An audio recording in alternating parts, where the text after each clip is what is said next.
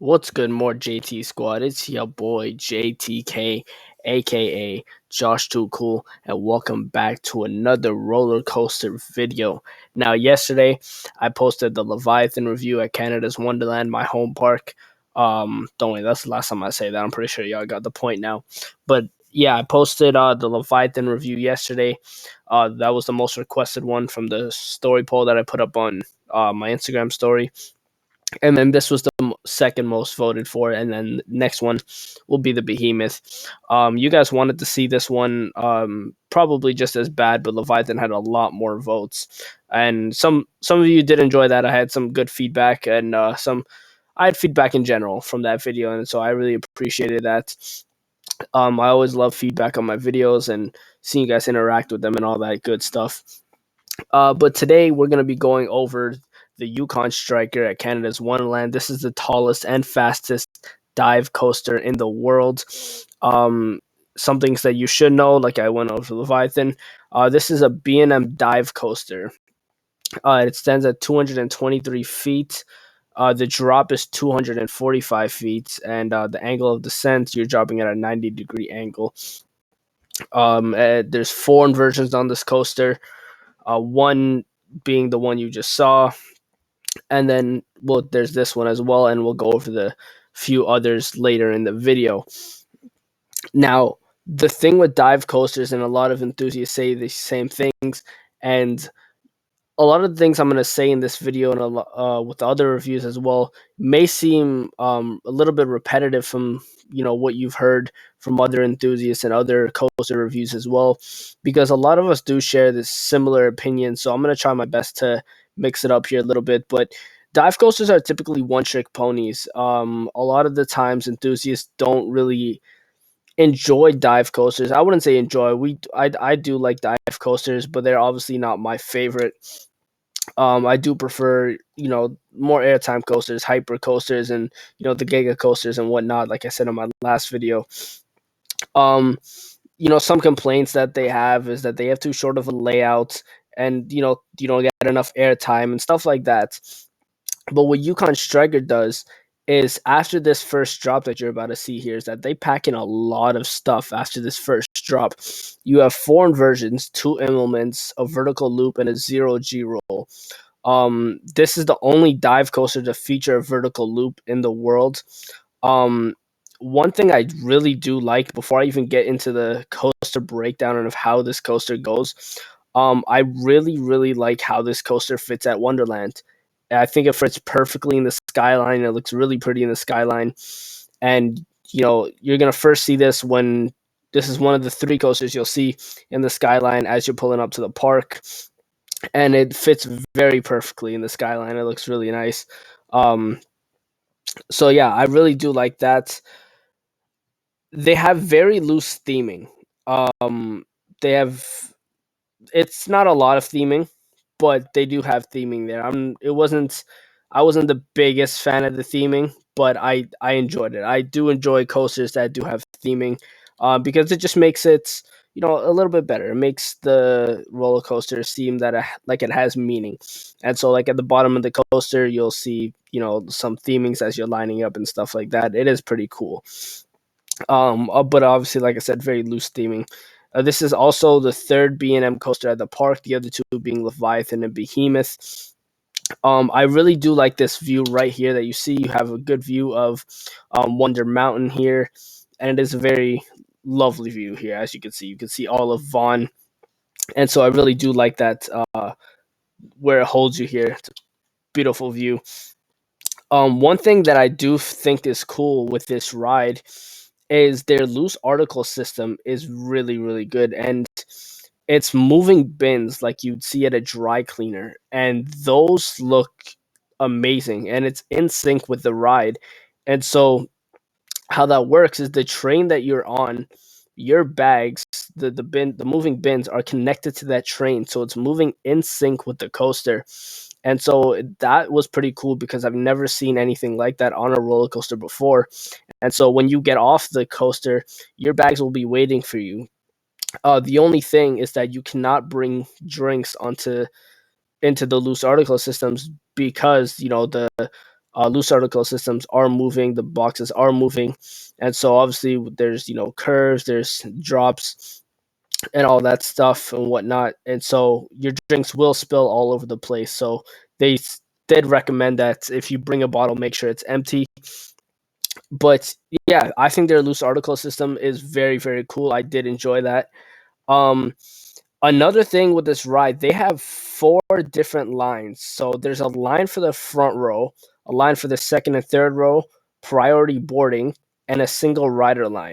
Now, I didn't take advantage of the single rider line. I probably will next time. The reason being is because I was with one of my friends who was a little bit more nervous than me, so I had to sit with him, and we were together, so we waited there. It wasn't too long of a wait, to be honest. It was a Tuesday, so it wasn't too bad.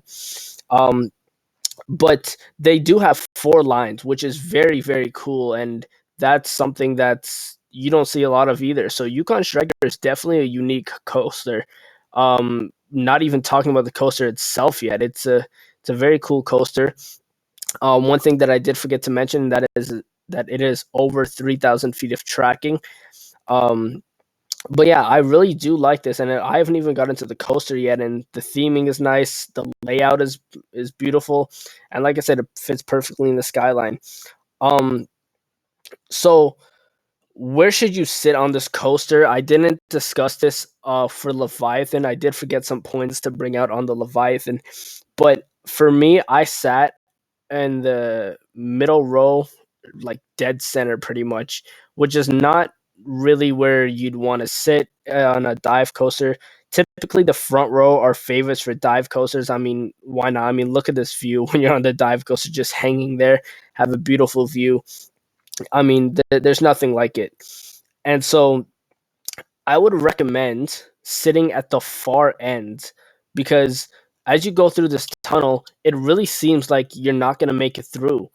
And sitting at the end really gives you that scare factor. It's like, okay, is this train going to make it through the tunnel?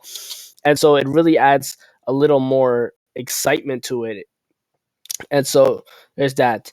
And so now, obviously, I have to talk about the restraints because this is a dive coaster, and restraints on dive coasters are pretty controversial sometimes.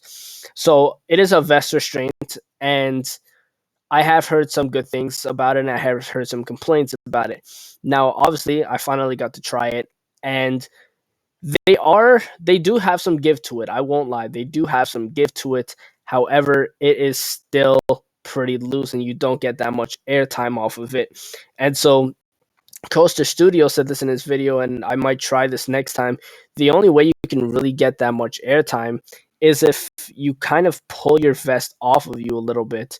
Obviously not unbuckling, your restraint, but kind of like pull it off of you a little bit to get as much airtime as you can. And so I might try that next time I go on this coaster. But yeah, I really do like the drop into this tunnel. It goes through Vortex's helix. I think that's a really cool element there. As you'll see right here, it goes straight into the tunnel through Vortex's helix, and that is beautiful. I love that. Um, but yeah, so now we're gonna get into the coaster breakdown. So we're gonna run this back a little bit. So we're gonna run it back all the way. So obviously you're gonna make a right turn here, and you're gonna go up 223 feet, and then you're gonna drop about 245. The drop is longer than the height because you are going underwater. Um, so after this, you're gonna go up, you're gonna drop. As you'll see here, you're dropping further because it is underwater, and then obviously you're gonna have this implement that's gonna come up right here. You're gonna have this right here, and then the next, it really feels like you're flying. The next is a zero G roll.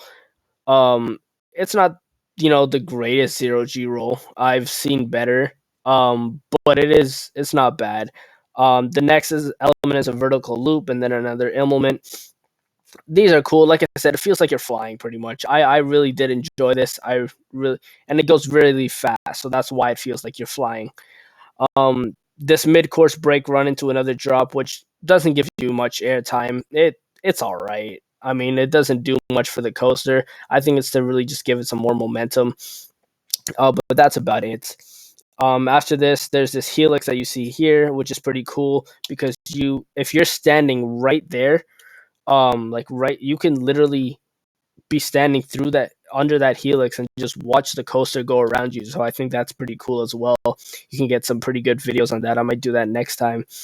Um, so yeah, but after that, the ride doesn't do a whole lot.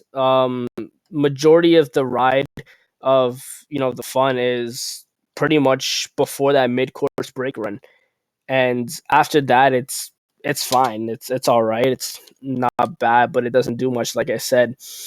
Um, but yeah, there's the coaster breakdown. My final thoughts on Yukon Striker though. We're already at 10 minutes, which is crazy. But what are my final thoughts on Yukon Striker? It's fine. I mean, I wasn't completely wowed by this coaster. I wasn't completely like, oh my god, that was amazing. Let's do it again and again and again. I wasn't like that, like how I was on Leviathan or even Behemoth. Um, like I said on the last video, that might be a little bit of a biasness because dive coasters aren't always haven't always been my thing. Just because I crave the airtime a little more, you don't get much of that on dive coasters. But any enthusiast will tell you the same thing. Um, no part of me left, this coaster wanting to marathon it or had me feeling, let's do it again. Um, it was it was fun, but it was a fun and like, okay, we got off and like, okay, that was fun. What's next? Right? It wasn't too much. So now we're gonna give Yukon Striker a final rating. So what would I rate Yukon Striker? I'm gonna give this coaster about a 7, which is a good score. It's any score above a 5 is a good score. Like anybody will say, that's a pretty good score, and I'm not trashing this ride. I don't think this is a bad ride.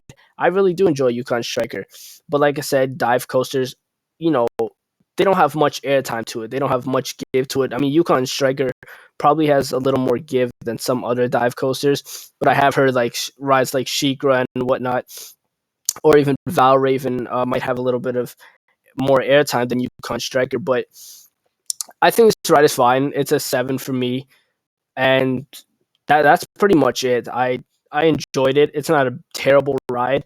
It's a good ride, but like I said, nothing left me wowed by it. It was just mainly like, okay, what's next? That was fun, right? But that's pretty much it.